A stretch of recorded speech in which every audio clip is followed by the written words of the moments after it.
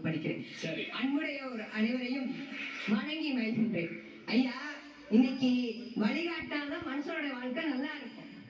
நம்ம வழிகாட்டனாலதான் இந்த மேடையில இந்த 14 பேச்சாளர் உட்கார்ந்து பேசிக்கிட்டு இருக்காங்க.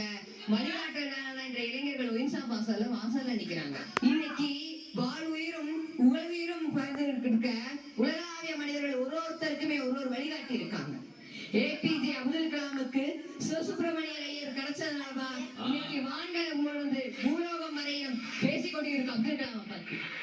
மகாகவி பாரதியாருக்கு எட்டயபுரத்து ஜமீன் கிடைச்சதுனாலதான் இன்னைக்கு அவர் மாபெரும் கவிஞரா நம்ம மனசுல நிக்கிறாரு.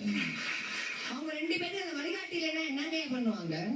அவங்களுடைய பெயர் இந்த உலகத்துல நினைச்சு இருக்குமா? இருள் அதிகமாகும் போதுதான் விடியலுக்கான காரணம் வரப்போகின்றது என்று அர்த்தம்.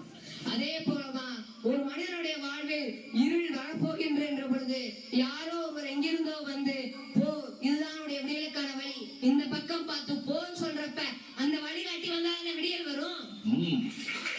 வழிகாட்டி வேணான்றீங்களே, இருக்குங்க கவுன்சிலிங்லாம் உட்கார்ந்துட்டு வாரீங்க. ஆகவே இந்த சபையிற்கு வழிகாட்டி என்பது தேவை தேவை என்று என்னுடைய முதல் சுட்டை நிறைவு பெறுகின்றேன்.